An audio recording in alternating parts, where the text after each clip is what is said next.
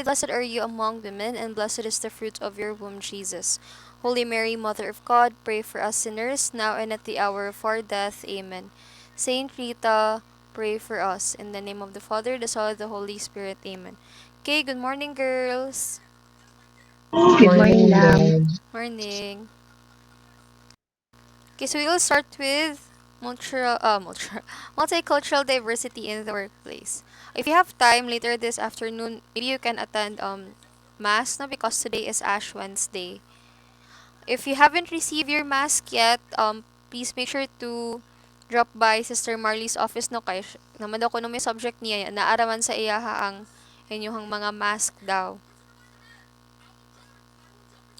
Okay, so I'll now be presenting my screen with you.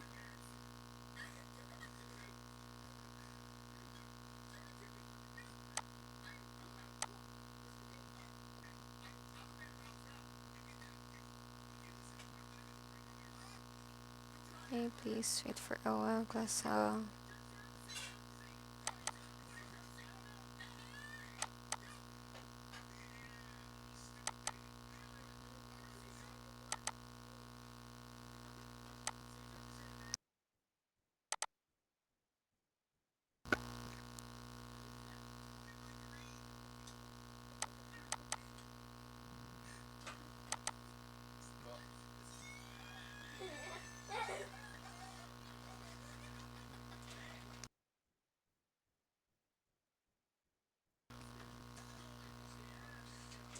Okay, so last time, no, if you could still remember, nag-discuss us at five dimensions, no, sa national culture. No? So, we have Hofstede's classifications of national culture. Four pa to yung na-mention, no, but later on, no, as ka-progress na ihang studies, no, nag-develop na po siya another classification. No? So, naata individualism versus collectivism, power distance, then uncertainty avoidance, masculinity versus femininity. No, and the fifth one, no, recent lang niya nga i-establish nga classification, which is the long-term versus short-term orientation. Okay. So all of those five, no, usually mo manaang ka ng murag typical nga characteristics, no, sa national culture, which is shared by a community, no, or a group of people. Now proceed to culture and its effects on organizations.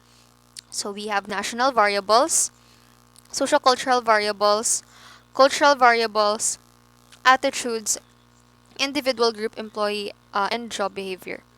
Okay, so ang culture, no, maka-affect siya sa national nga variables such as the economic system, legal system, political system, physical situation, technological know-how. So for example, no, if the culture is more innovative or open to change, no, when it comes to technical know-how, no, mostly their citizens are open to technology, no, to advancements, no. You look at Japan, no, their people are really hardworking, no, and it's part of their culture to to be resourceful, no, to look at new things on how to improve their work. No, that is why when it comes to technology, they're quite advanced. No, they even have a lot of project when it comes to robotics. No, so abot sa mga robotics sila dyan na ang kanang murag kana ga-dominate. No, another example of that is the Toyota production system. No, so Toyota is actually a car company, no, founded in Japan, no, named after ang ilahapog na tag-iya, which is Toyota man ang apelyido nila, no, and then Toyota ang kuan ang brand name sa car.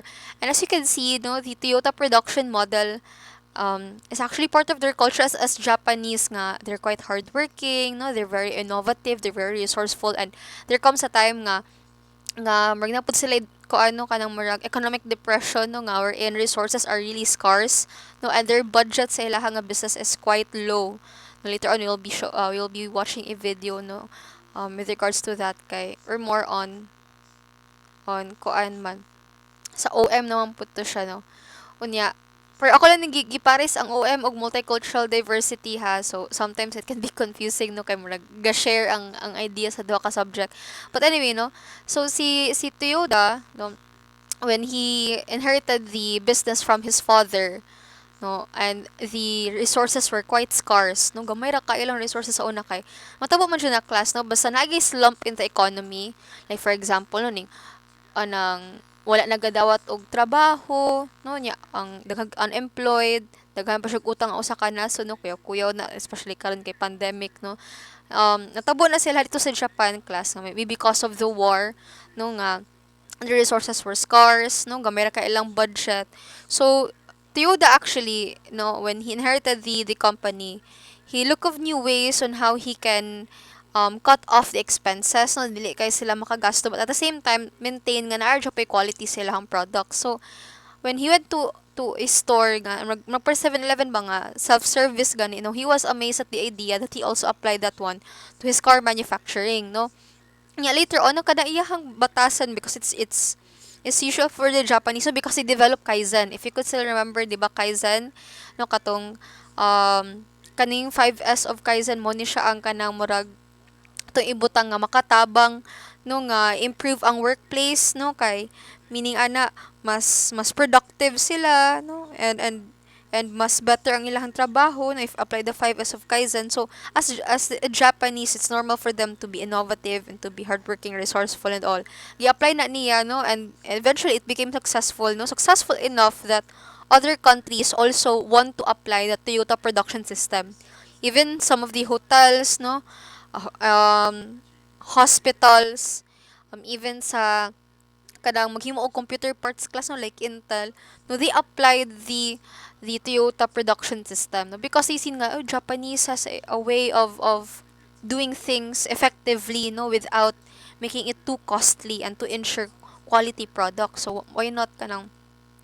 adhere or let's say emulate no that example. So muna siya class, no? Sometimes, sa ato ang culture, na if we are born or let's say we are in a community where we are raised to be resourceful and innovative, no? Maapektuhan po na ang ato ang, ano, like, technological know-how, no?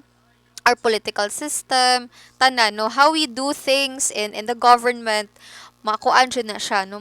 Mausab dyan na siya. Okay? Mabitaw nga ka ng kuan pod maayo po kay na ilahang ubang government officials sila dito because naadid sila honor no kay part po na silang culture na ilang upbringing so sometimes no culture has that effect has that influence no it can even help the physical situation no for example hardworking kay mga tao no ilang culture kay very hardworking kaayo so no ang ilang community no very kuan na kayo no asensado no or organized kaayo no para sa punagod di ba disiplinado kayong mga Japanese no nya wala na sila ga park sa kanang mga streets class no limpyo kay lang dalan nya kuan limpyo po kayo na especially kung na mag-floods dito no dili hugaw ang ilahang lugar dito na disiplina no and where they walk na designated nga place no so and when they go to shrines no they're quite respectful no so mo po na no because of their culture nadala po na nila no na affected po ang ilang day-to-day activities no same po sa Filipinos good no nga um we are sociable no we prefer the character more than the qualities, 'di ba? Muna bantayan most Asian countries are like that, no? They would prefer nga ang tao no maayo og character at the same time no kanang makahalubilo ra nila no nga mo coexist sa company instead of just the skill alone no so kanila no more sila on goodwill ang mga Asian countries so mo na siya nadala po na nila sa ilahang trabaho no sa ilahang pag-perform sa day-to-day activities. So that is the effect of culture, no? When it comes to national variables.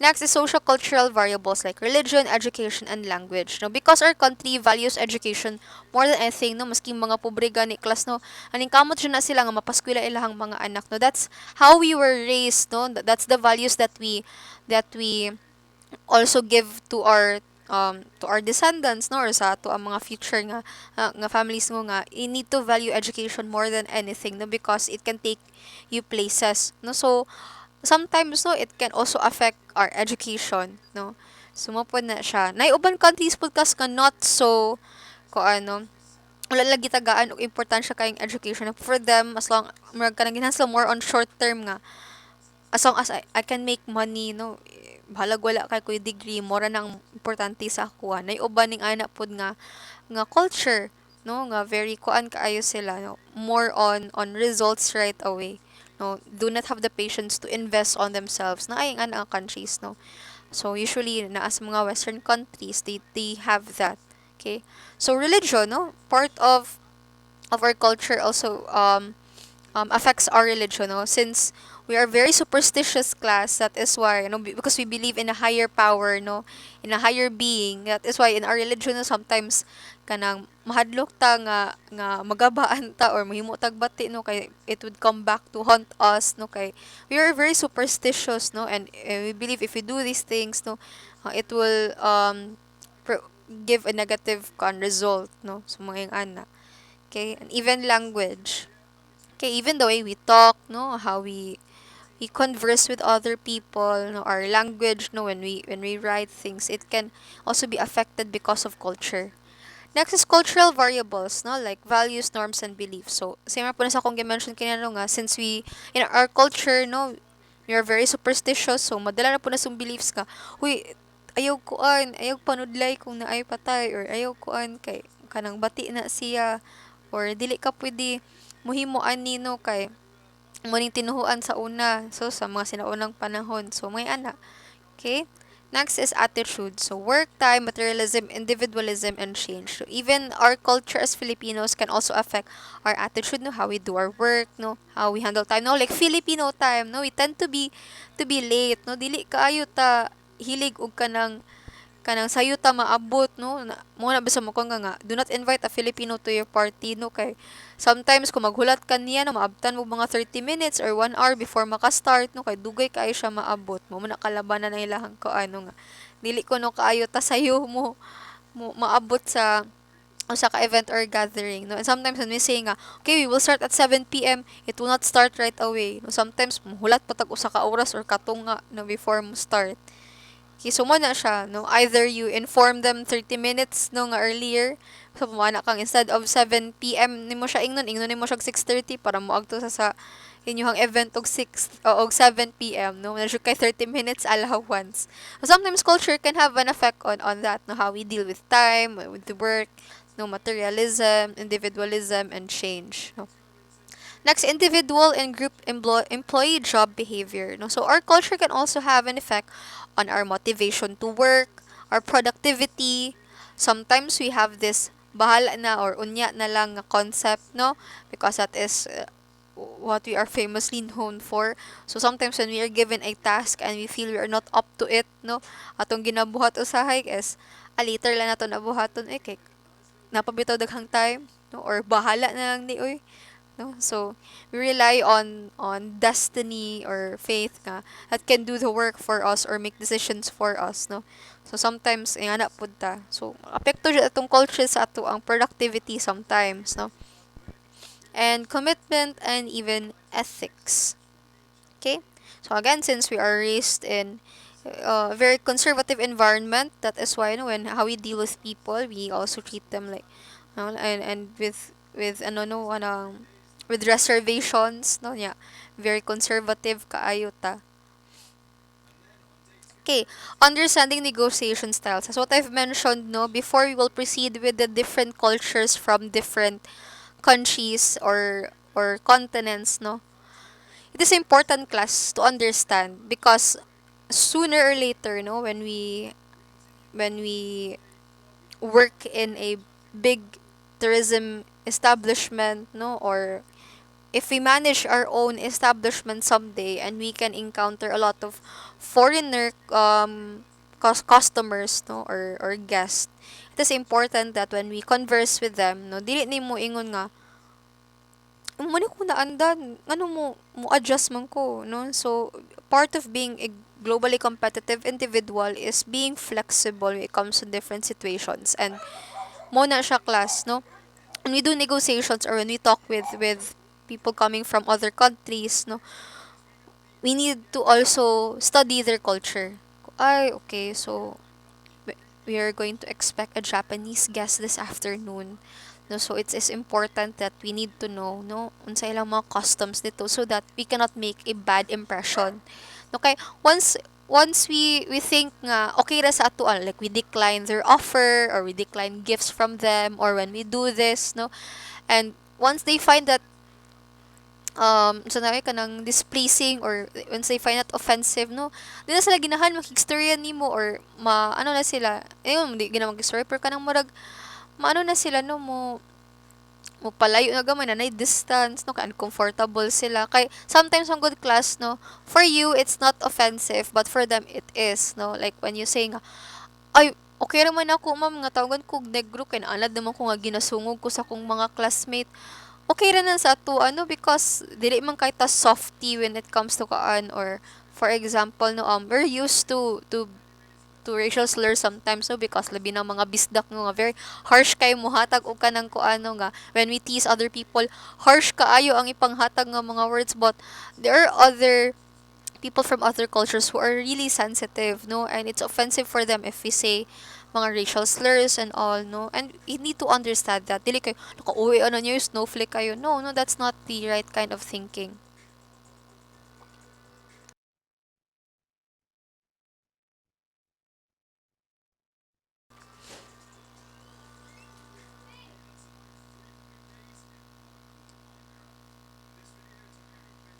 Okay, wait for a while kay nakagawas among iro.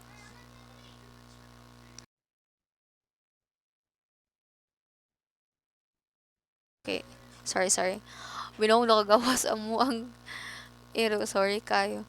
Okay, so let's continue. So mo na siya class. Ma, ayaw good abli ang gate.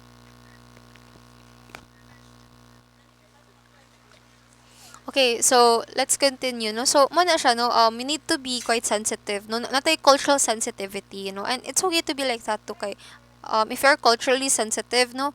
The more good you are when it comes to handling with other people. Okay? So, let's start with the Japanese. So, the Japanese has emotional sensitivity highly valued. So, you need to be quite sensitive around them. As what I've mentioned before, Asians would prefer to establish goodwill, no, and would look at the character rather than, although they would also prefer the skill, no, but dapat package na na siya. Unlike some Western countries, no, like in the US, nga, they would highly prefer you to be very competent no, and very skillful because they would rather go for results no first no, mas more on results based magud sila nga he can provide results right away, mas maayo ni siya nga kuan employee no. So ang mga Asians more taon e- emotions no, sensitivity, goodwill, so mo na. Okay, hiding of emotions and subtle power play or conciliation. Loyalty to employer. You know, employee takes care of employees. So, usually no, sa ilaha, it is important that you have to be loyal to the establishment where you work. No, importante kay na sa mga Japanese. Face saving crucial decisions often on basis of saving someone from embarrassment because honor is that important to the Japanese no.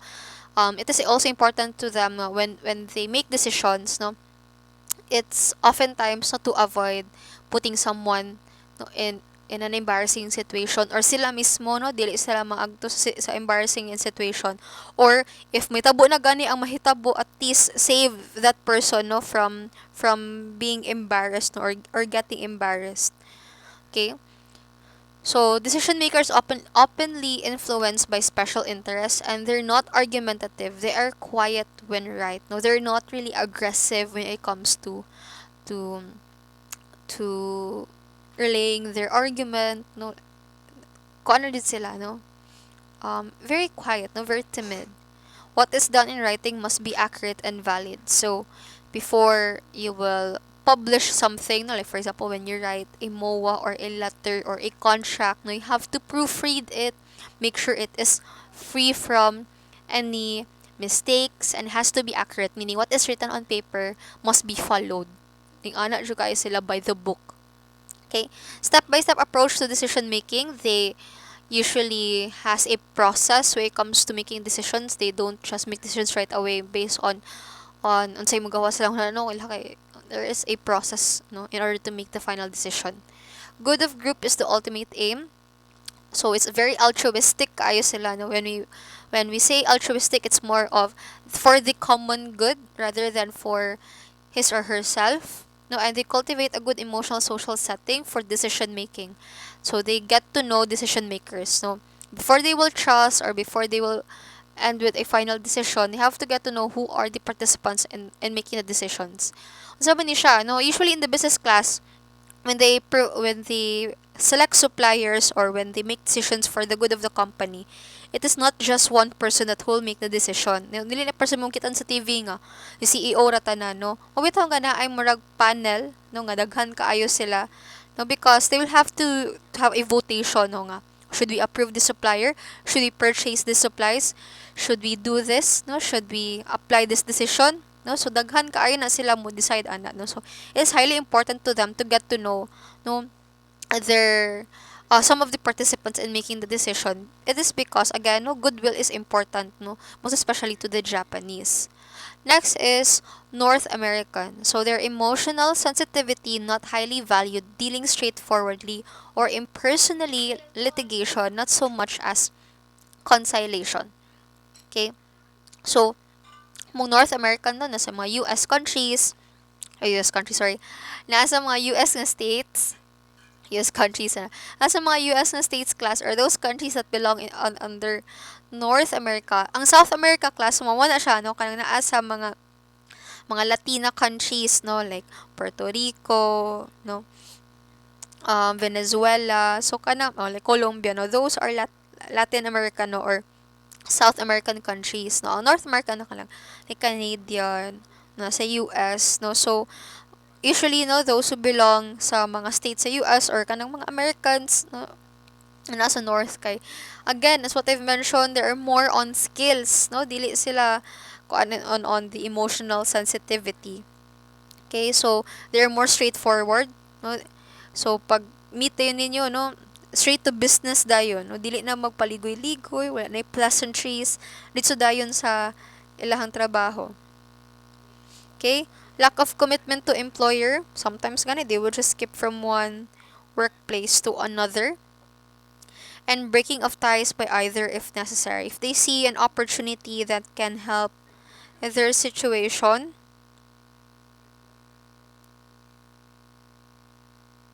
automatically, no, they would then switch or break their ties immediately.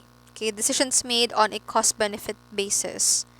Okay, so it's more on I don't care if you will be humiliated or na I'm a put to risk as long as the company will not um risk losing money, no, or we will benefit, no, from this decision, no, financially. So muna sila, no, more on results na sila kalabanan. So face saving does not always matter, no. So dili na sila more on dili sila on honor or saving someone from embarrassment or humiliation. It's more on as long as I can achieve the goal or get results, then it has to be done. No, halag na ay ma-humiliate along the process or along the way. Okay, decision makers influenced by special interests but often considered ethical, argumentative when right or wrong but impersonal, no, very aggressive when it comes to um saying their arguments, no. So if I'm wrong, I'm going to be aggressive. If I'm right, I'm going to also be aggressive about it. Okay, so great importance given to documentation as evidential proof, no. So it's more on I need the document, no, as a proof, no, not more as it has to be accurate, we need to follow this, no. So ila is proof ra jud, no, in case for future use. Methodologically organized decision making, profit motive or good of individual ultimate aim. It's more on I'm going to do this because so that I will be promoted. Dili kay I'm going to do this for the benefit of the company and of course the benefit of my coworkers. Dili ang ana ilang mindset, no. Mindset sa North American is more on myself, no. What will I get in the end, no? So mo na. Very individualism kaayo. Okay, next decision making is impersonal. They avoid involvements and conflict of interest, no. So they don't really like to socialize or just meddle with people nga they make decisions with, no, because they avoid conflict of interest, no, dili sila ginahan nga kuan na sila no either ma-attach or let's say na sila social connection, no, so that is why they really avoid involvements. Okay, let's now proceed to the Latin American, no, those who belong sa mga South American countries. So their emotional sensitivity is highly valued. They're also emotionally passionate, no. So unlike the Japanese, although no emotional sensitivity is highly valued for both um no the Japanese and Latin Americans, but mostly very timid ang mga Japanese, no, they tend to hide their emotions although they're quite sensitive, no, kanang dali sila ma-offend, no, and they value emotions, no, and connections, but once they have these emotions they don't show them. Ang Latin Americans, they're quite passionate, no, they're very vocal when it comes to their emotions. So great power play, no, they make use of weakness, no. So kuan ilaha kanang okay, so weak shining apart. So I'm going to use that as to my advantage. No mo na ilahan dito. And loyalty to employer because they treat their employer as a family. No, sometimes ang sa Japanese class is ang ilahang treatment sa employer is more like an authoritarian nga kind of kano nga that person is an authority, I must respect him. I have to be loyal to this person. While sa Latin America, no, my loyalty to this employer or to this person is somewhat like family, no. So mas closer ang yang kano. It's not out of respect, no, but out of kanang murag it's a sense of belongingness, no, or you feel that kuana nga you feel like this person is already a family because you work with this person. Muna sa mga Latin Americans, okay, face saving is crucial in decision making in order to preserve honor or dignity. Same as with the Japanese, no, they're quite sensitive when it comes to avoiding some another person to get humiliated or disrespected. Nice po ang mga Latin Americans class, no.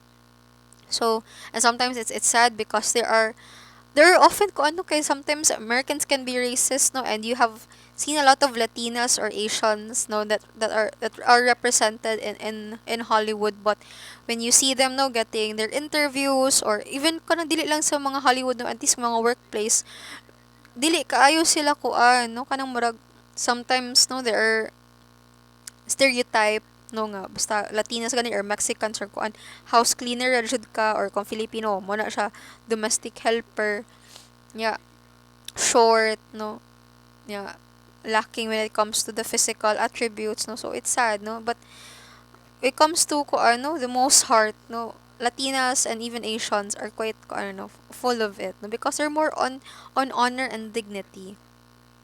Key execution of special interests of decision are expected and condoned. Argumentative when right or wrong. Again, no, they are really quite passionate, no. So Latin Americans are sometimes in between the North American and Japanese nga kind of negotiation styles because um they're emotionally sensitive but they're also aggressive, no. They're quite passionate, no. They would like to express their emotions. Unlike the North American, no, nga usually straightforward and cold. Ang Latin American is very emotional and passionate and very aggressive. Okay? So they're quite impatient with documentation because para nila no hassle ang documentation for Latin Americans, no.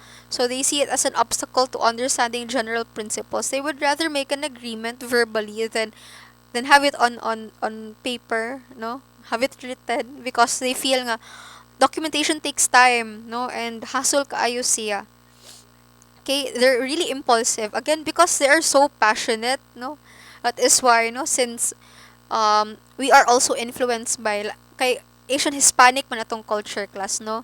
We are a mix of Asian and Hispanic or kanang mga very Latin nga attributes. That is why, you know, we are we honor or we avoid people from embarrassment na like the Asians, but we're very passionate, no, kanang gabi vocal pug kaayo ta, no. So mo na siya, and they're very impulsive, no. So unlike the Japanese and North Americans nga, they have a step-by-step process. Sometimes it would take days for them to make a decision, and it's very organized, no, when decide on things, no, daghan kas like i-consider. So ang mga Latin Americans, they're quite impulsive, no. Immediately spontaneous kaayo nga right away no when they okay, so right away no when they make decisions, unlike the North American and the Japanese, automatically no kung unsa ang na-feel nila ana nga time mo nilang i-decide. No? Sometimes it can be destructive. No, I know that feeling because sometimes I too I'm like that. No, so I'm actually hoping to change that. Because sometimes when you're young, no, and you feel irrational and you have these overwhelming emotions, you emotions are really new to you, no. Sometimes you make spontaneous decisions, no, because you feel sad or angry, no, or you feel happy and you make impulsive decisions all the time. So Latin Americans are like that, no, and it's no surprise that we Filipinos are sometimes like that too. Again, we are a mix of Asian Hispanic culture, no, and some of the part of the Latin American countries, no, kuha po nato na siya because we were colonized, no, by the Spaniards, and we have also adapted the Hispanic culture. Okay, so what is good for the group is also good for the individual. Unlike the Japanese who are very altruistic, no? Lahim gud yung altruistic good class kay. Although, what you're doing is for the common good. But sometimes, imuhang kaugalingon nga welfare, maset aside. While the North American is more on individualism, no? Very, may pagka-selfish siya nga type, no? Wherein, ginahan siya mo trabaho og maayo, no?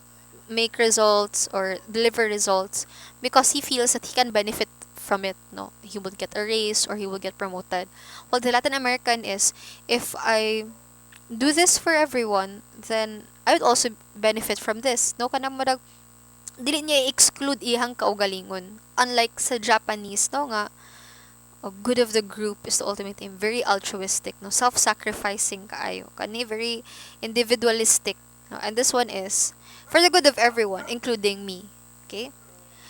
So, personalism is necessary for good decision making. So, unlike the Japanese and North American nga, they need a lot of people. Again, I did mention, di ba, nga, ang Japanese, no, very step by step sila make ang decision. Sometimes it would take for days and it includes a lot of decision makers, no. Daghan sila mo participate sa decision making process. Ang North American, same po, no, naapod siya yung mga kauban in making decisions, but they don't socialize with each other. No, they don't know each other. Unlike sa Japanese nga, we need to bond more in order to make the right decision so that I can also know what are your ideas. Ang North American, okay, as long as we agree into one thing, then we go our separate ways afterwards. Ang Latin American is more on himself, no? Garealize siya nga, ako lang muhimo sa kung kaugalingong decision, no? So, personalism or that person makes a decision of for on his own, no? He does not rely or on other decision makers, no, or other participants. Okay? So mo na siya ang negotiation styles, no, sa Japanese, North American and Latin American. It's already 9:40. We'll be proceeding with OM, no. So I'll be sharing with you a video. I will not just screencast, no, because ma-choppy. Okay, diba? So I did mention last time or last time, I mean earlier, no, ang Toyota production model.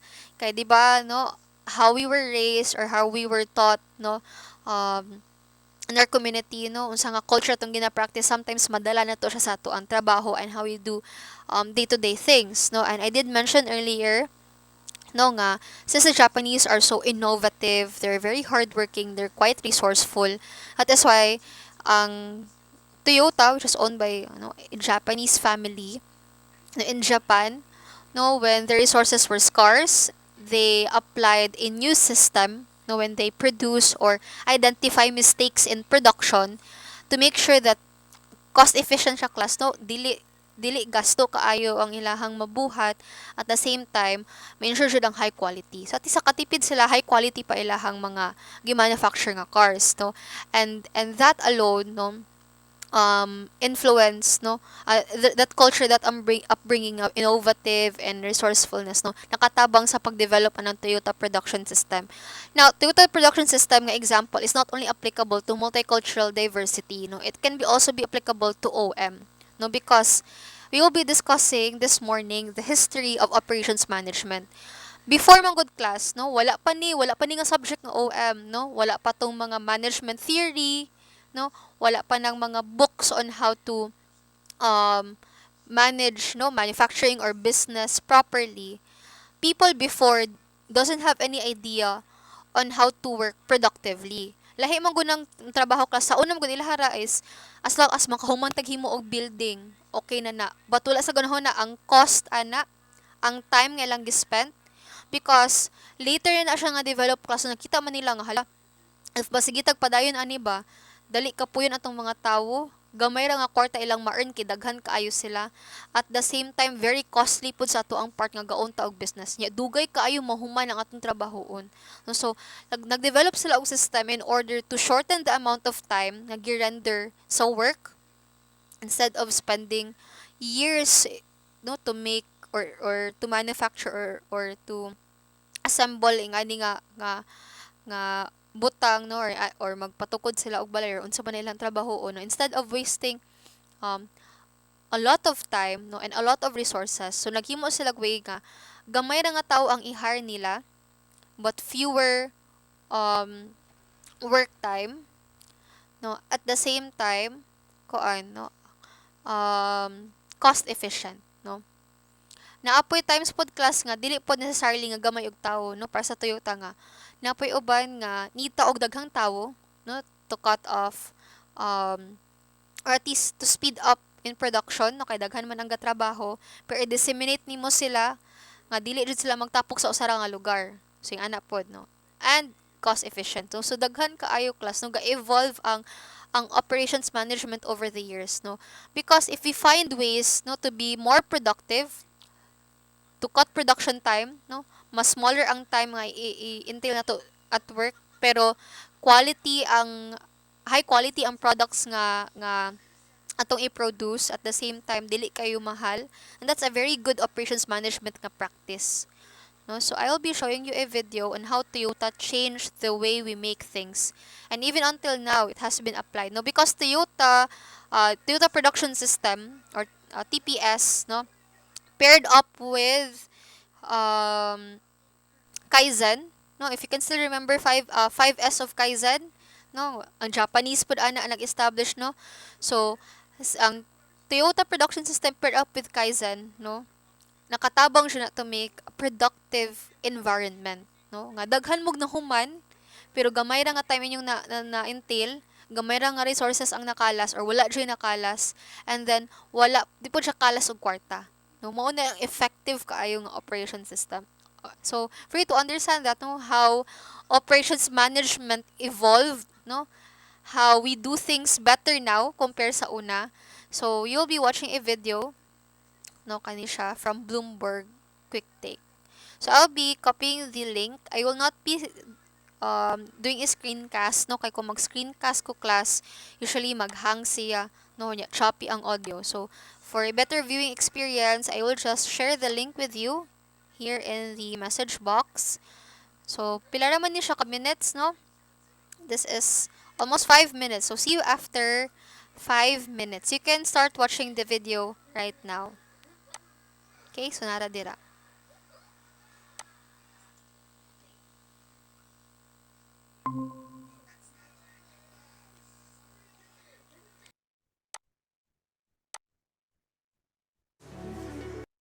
By the way, before kumukuan, please comment down once you're done watching the video. Comment lang mo og down diri sa chat box. Okay, so I will know nga nahuman na mo og watch. Thank you.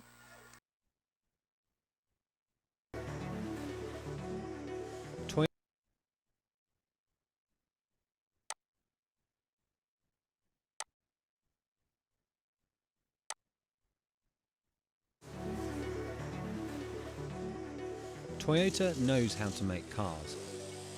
It does it so well, it became the first company to produce more than 10 million a year. Its success is rooted in a special system and began what's now known as lean manufacturing, an ethos emulated by companies around the world to make products faster, cheaper and better. Here's how Toyota changed the way we make things.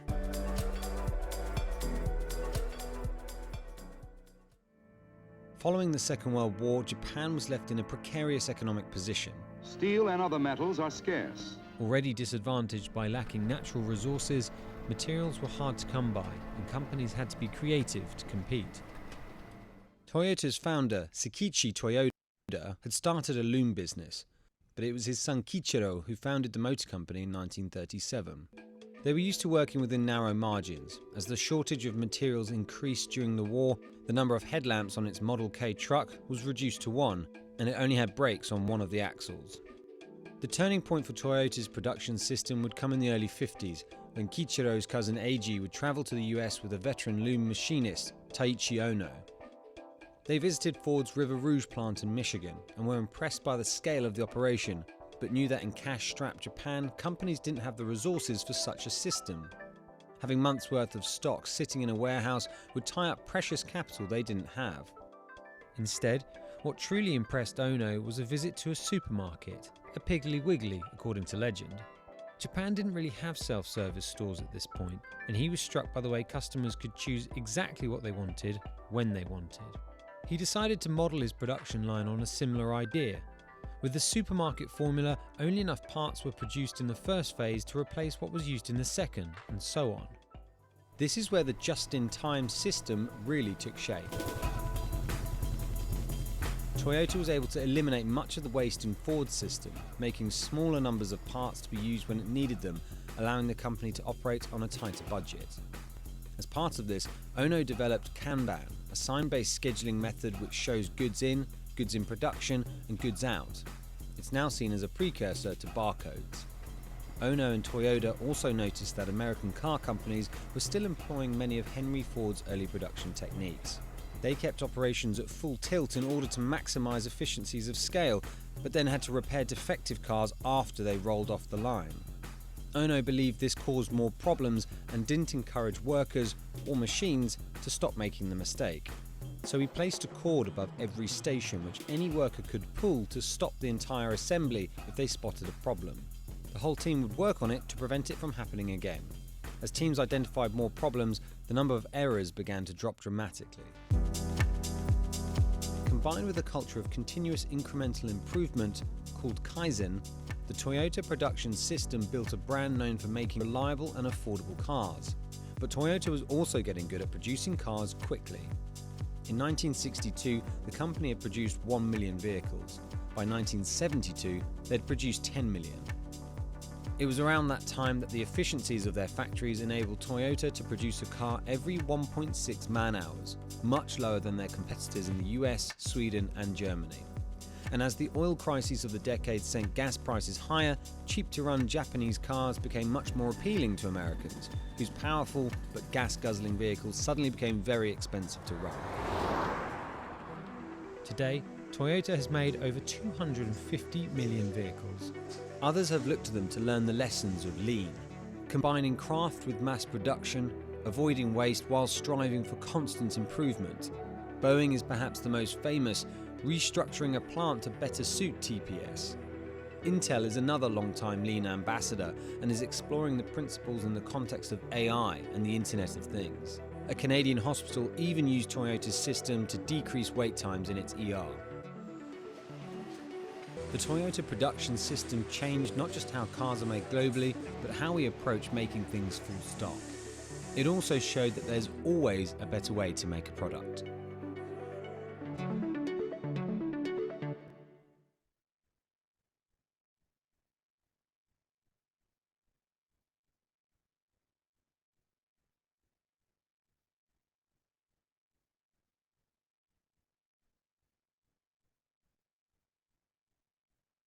Okay, so JJ is done.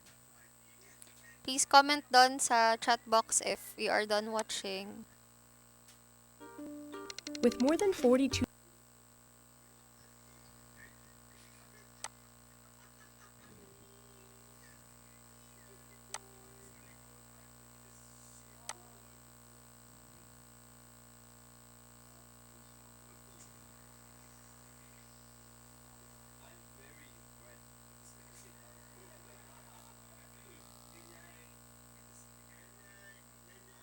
Okay, so everyone is done. So what you have seen is actually, the reason how the Toyota production system came to be. No? So um, Actually, they didn't just Google it up or copy the Americans. They actually came that idea by themselves. No, because again, Japanese are known for being so innovative, no, so resourceful. No, and what is nice about the TPS class, this is OM na tong subject ron ha. Kay ako na lang gidiretso no kay 940 naman to kanina. So, what is nice about TPM is that TPS, sorry, is that not only that it established Kaizen, nagamit po sila og Kaizen,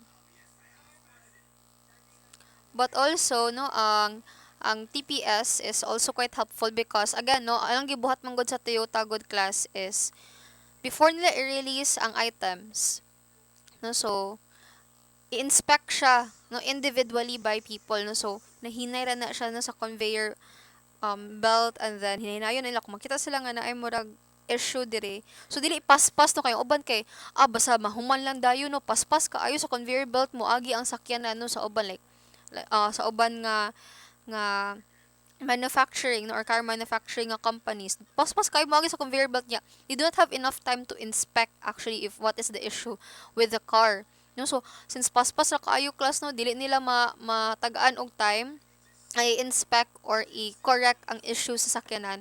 So when they release the car no to be sold to other people dali ra maguba, but in Toyota what they do is hinay lang siya no, and when they see an issue automatically na ay button nga mo stop sa conveyor belt, dili mo proceed, and they have to fix no or correct no the defect no or kanang na ay sayop dira sa car, at least to ensure jud nga wala jud defects no, and high quality ang ilang cars no, maglast sila og very long no once ilahan na i-release og ibaligya no sa public.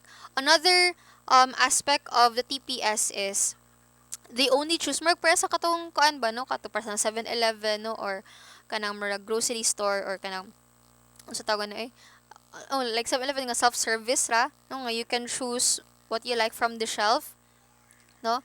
So ang ilahana is kung sila to ang parts nga needed sa public pura pud ilang i-produce, di ba, to avoid waste no, mo na sa una hantod karon na apply na nato class because of Toyota. May tumala ka nga, hala wala na lagi sila ga produce ani nga parts ma'am, okay gi-phase out na nila because dili man tanan no ga require ana no, so kung unsa to ang in demand sa kadaghanan mura pud ilang i-produce so that to avoid waste. Kay if you could imagine no, if there are parts like for example sa cellphone nga karaan na kayo pero gina produce na dapon siya karon no, so pila na kabuok pupalit na duha ra or tulo no, so daghan kay waste class no, waste of resources and waste of money. So kung unsa ra ang kinahanglanon mura po i-produce, so ka nang made to order ba no, so Toyota actually did that no, because para nila if you're going to make parts for cars nga dili naman paliton sa uban sayang kaayo no, and we are at at our limit na no, very limited na lang kayo ato ang resources no, ato ang money, most especially nga no na war or na Great Depression or unsa na siya. Okay, so mo na siya ang sa TPS no. Those are some of the innovations lang in the history of OM. Today we will be learning a lot more from the history of operations management. Okay, I'll just have to open the PowerPoint first.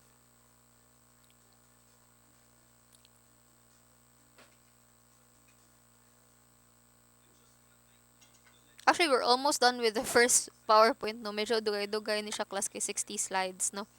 So, siya nga medyo taas-taas. Okay?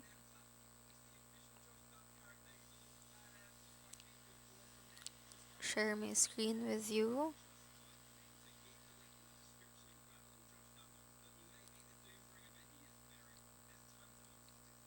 Okay. So, this is our last topic for the first landing a slide class, no? Which is the historical development of OM. Okay, so the contents of that is the prior to the 1900s, scientific management, other management pioneers. So, these people actually develop different management theories, no, or even ideas, no, on how to be productive at work with less cost, no, and with less production time.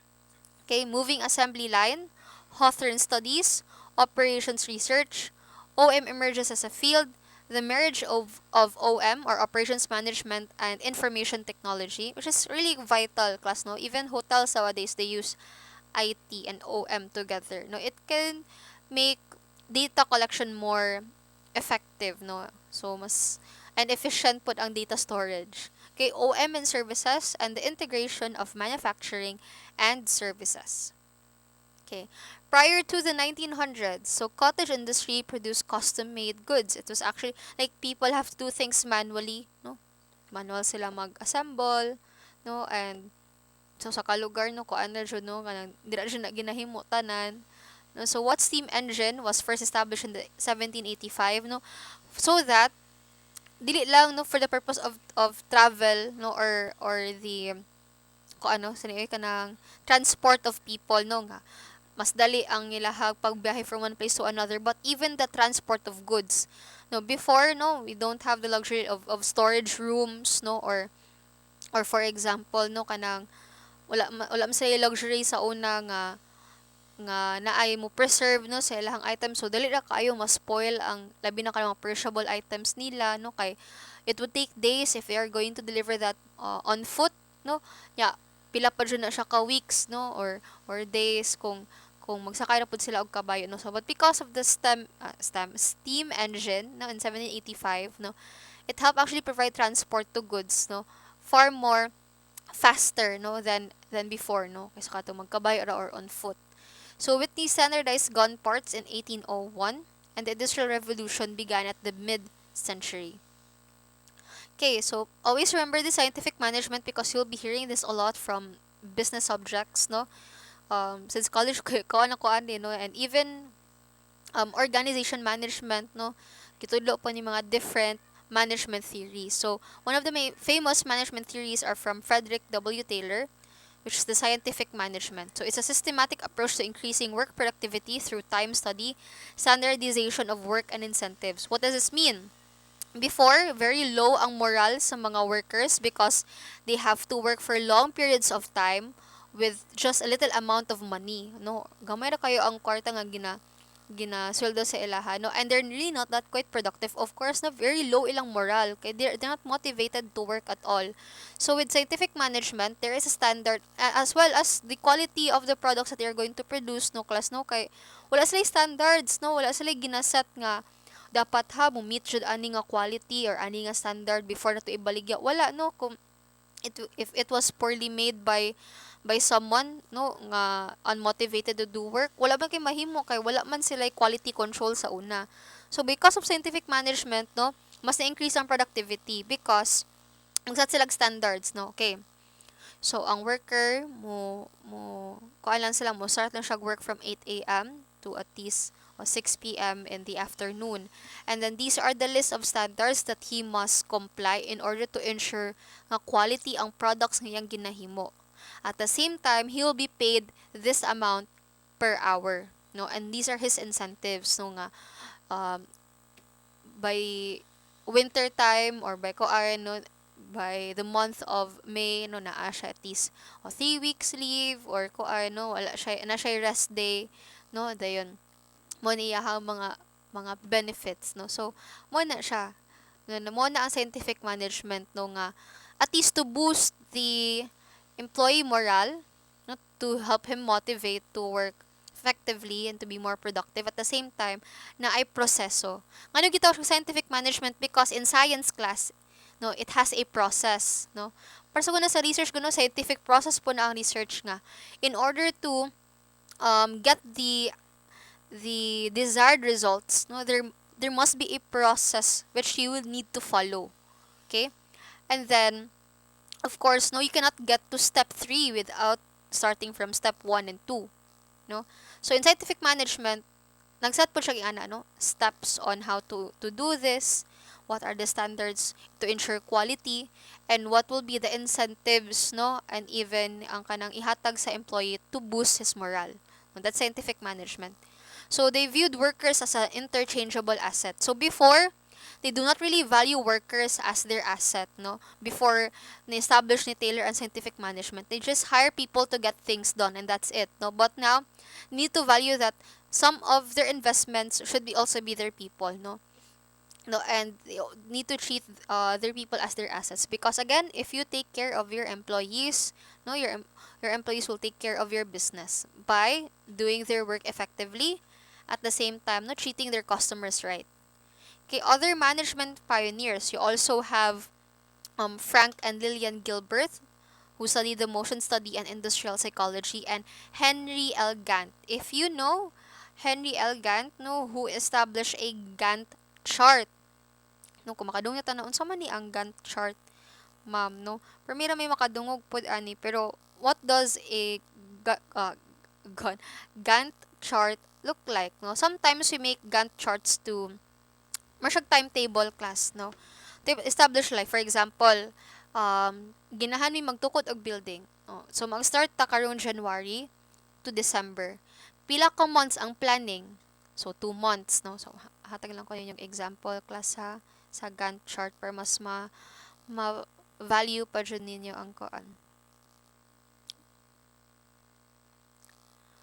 Kanang usually when you do your research, you have a timetable, di ba? Pila man ka months ko maghimo sa research title, pila ka months ko maghimo sa statement of the problem, pila mo ko ka months magkuan. So we need to make a Gantt chart because it's vital.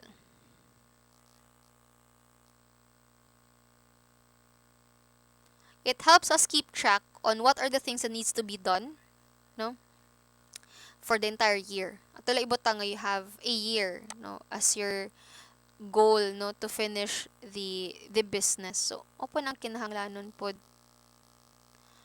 nato, no, kay para at least dili ta ingon nga kanang akong ganun sa ara ko ginahan or mag-start nasa productive, no, dapat na dyan may timetable. So this is what a Gantt chart looks like. For example, mag-start tag planning for the first 3 months, and then in between February to March we will also do some research, no, and then once we are done with the planning and research, we will start with designing, so from March to April. And when we after we are done designing our plan, implementation of the plan will start from April to like the first week of July, and then the follow up of the implementation will be done, no, in mid June to July. Okay, so mo na ang Gantt chart, no, timetable ninyo to ensure nga you'll be productive and you will meet the actual time jud, no. Gantt charts are important again because if you don't do scheduling, no, if you start whenever we like, it is not productive, no. Dugay ta mahuman sa project, no, and sometimes a project that can only be made for a month, sometimes it would take years, no, without the Gantt chart. Okay, moving and assembly line. So labor specialization reduce assembly time. So like for example, no, para sa tong sa Toyota, like for example, if you are an expert on like the body paint of the vehicle. So dito na ka sa last ibutang, kay kung ibutang ka dira sa pag-assemble sa mufflers or pag-check sa mga defects, wala man kayo mo-contribute because that is not your specialization. You're not good at that, no. Your specialization or ang ang part kung asa ka medyo bansay, no, dito man sa pag-paint, no, sa sakyanan, no, or ang finish nga product pag-polish sa sakyanan. So of course, ito kay butang sa last, no. So mas maka-reduce ka assembly time because ibutang ka sa place nga dili kay kabansay class, makadungag rin siya sa sayop, no, kay ibutang abi ka pagtaod sa muffler sa sakyanan, no, di ka kabalo, no, nya imo lang ibutang dito kay para maka-contribute kuno hay ka nya pag check dito, pag inspect dito, uy, sayop man di man ni mao pag-assemble, so balik na po, no. So waste of time and waste of resources. So mana labor specialization, like for example, if you're doing a project, okay, kinsa man ang maayo sa drawing, o ikaw sa drawing, kinsa ang maayo sa planning, o kita diri sa planning, kinsa ang maayo ani nga kuan, no. So mo na siya, no. If you consider ko katong gihimo na to pagkuan, di ba, class, no, i-disseminate sila, o kinsa man ang maayo sa luto, o kamo magluto dito, walang uban mag-decorate. So para mabahin ang trabaho, no. So mo na siya, no, labor specialization. That is why class in the workplace, when you hire people, you need to have specifications, no, like are you good at this one, because we are looking for people who are good in computers, no, so that dili pud siya costly, no, and a waste of resources, efficient ra pud.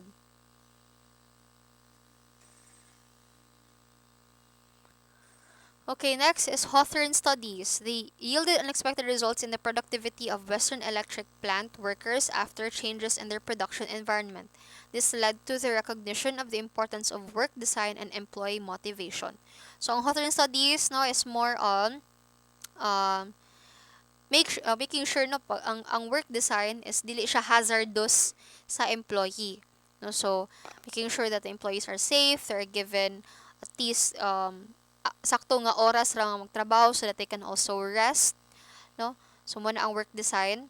And of course, no, they also implement employee motivation nga wherein no they give incentives or small rewards no to those employees who have done their job very well, no. Even verbal motivation is also an example of kuan po no kanang boosting employee morale.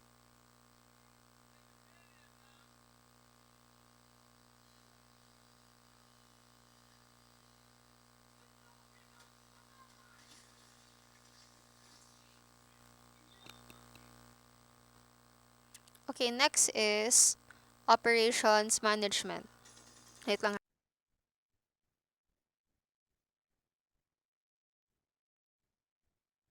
Okay, as I proceed to operations research, no, management science. Okay, sabo ko so skilled.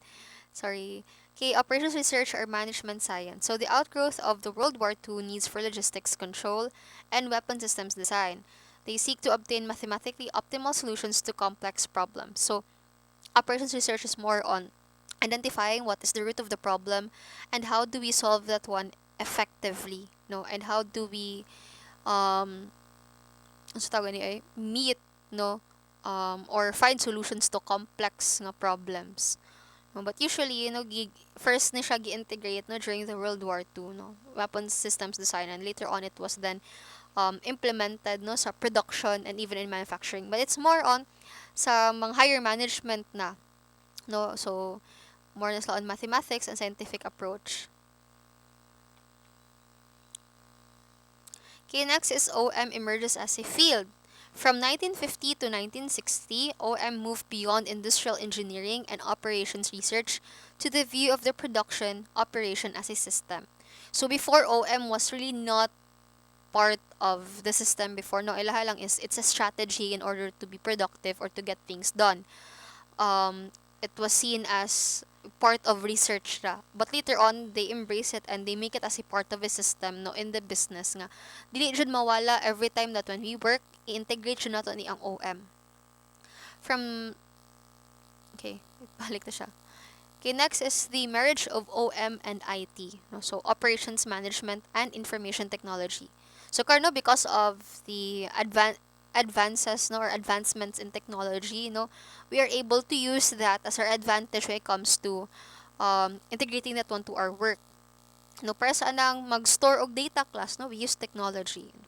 And when we provide information to our customers with regards to our business, we use infographics, no, use of websites, and we even have a system no, sa hotel natin, sistema class no, to identify which rooms are available, which rooms are not available ang kinahanglan limpyuhan, which rooms are uh, um murag ka needs repair, no.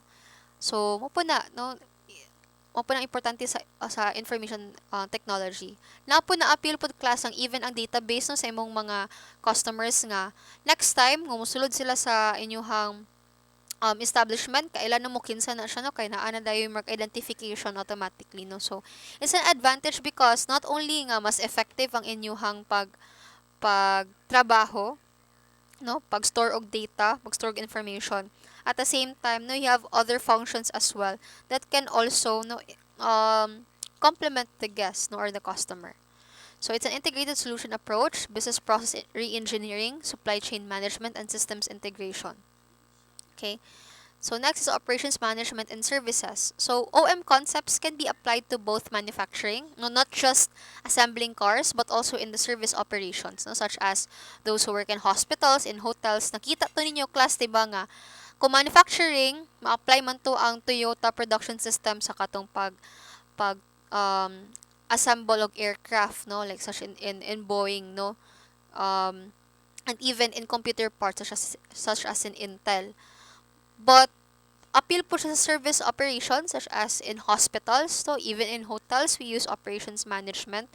Mabitaw na nga naami COO, no, amo ang Chief Operations Officer, no, to make sure that things are done properly, no, and mas babaw pa na siya compare sa manager. So it can be applied in both ways na, not just limited to manufacturing. Integration of manufacturing and services. Conducting world-class operations requires compatible manufacturing and service operations. Okay. So shifts from cost and efficiency to value, from mass production to lean production, from manufacturing technology to information technology, and from national economy to world economy have made operations management critically important in modern business. Because operations management no improves how we do things, makes us more productive, make sure nga quality products jatong gina-produce. At the same time, kung ikaw pod nga gaon sa negosyo or gaon sa manufacturing nga company, less pod ang imong gasto, no? Ba? So, workers are different, no? They demand increasing levels of empowerment and more meaningful work. Nowadays, dili na nimo sila motivate alone on money, no? Sometimes you need to also boost their morale when it comes to providing enough motivation, no, for them to be motivated in their job. And OM also helps that, no. Customers are also different, no. Their demands and expectations are much higher. From time to time, dili na sila dali ma-satisfied, no. Mag-usab-usab na ang ilahang kuan, ang ilahang demands, no. Kadugay ang panahon class, no, nagka-increase po ang ilahang demands when it comes to products, no? Technology is different. Computers and automation have dramatically changed the nature of work. Sometimes gani no technology can even replace people, no, requiring constant learning and more abstract thinking. Finally, the environment is different. We live in a global business environment without boundaries. We continue to innovate and we continue to grow from time to time, no? And the world has become more globally competitive. As you can see before, pwede ra monopolize sa usa ka business, no, tanan nilang mga customers. But now, no, maka-keep up na po ang ubang countries. That is why, no, we need to innovate all the time. Such changes in businesses are occurring at an increasingly rapid pace. No, wala siya kabalo because the world is ever changing. Again, we live in a VUCA world, no, a volatile, um, ambiguous, no, complex, uncertain, no, nga kalibutan, no. With one blink of an eye, no, with mo usa ba dayon tanan, no, tomorrow lahi na po, no. We're quite unsure kung unsa jud ang ato ang maabtan, no, after pila ka weeks, no, because ever changing ang kalibutan. That is why in order to adapt, no, because inevitable man na siya class, no, in the future daghan pa kaayo ng mga changes nga moabot pod. So in order to adapt, no, operation managers clearly face important challenges and they need to prepare, no, for what comes next. Kay if they do not innovate or adapt to change, no, kay katon hitabo sa Toyota class nag-adapt biya sila to change, no. Gamay kay sila resources and then nangita sila ways, no, to be more productive, no, to um to ensure high quality even though gamay ra sa resources. So they have adapted, no. So others have also adapted, no, sa ilaha pod. So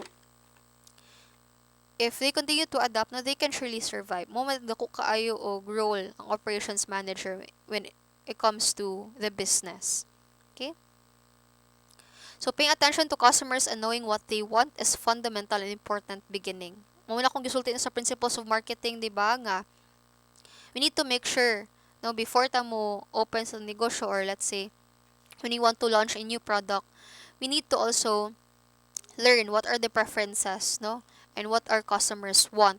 Because once we know what they want and we figure out things on how to provide what they want, no, they can be satisfied easily, no.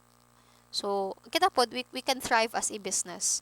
So, however, given that several competing companies pay attention to what customers want, the key to competitiveness then becomes production capability. Although daghan na kaayo ta maka-provide og products, no. So dili lang ikaw ang maka-monopolize nga maka-provide og products sa customers, daghan kay kag kompetensya. Dira na lang ang imuhang competitive advantage kung mayo ka og production capability, and you have amazing operation management skills. So what differentiates winners from losers is that winners are better able to consistently provide products and services that are competitive with regard to quality, price, time, and agility.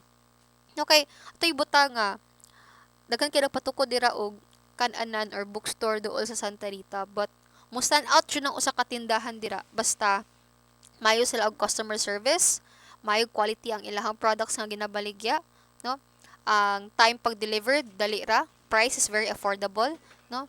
And their ability to adapt to changes, no? Dili lang same old products ginabaligya, no? Napod sila yung mga new releases, no? Mabitaw nakabante ka nga na yung mga new releases ang ubang mga brands, mo release lang usa ka product, after pila ka months, mo release pod sila og bag-o, no?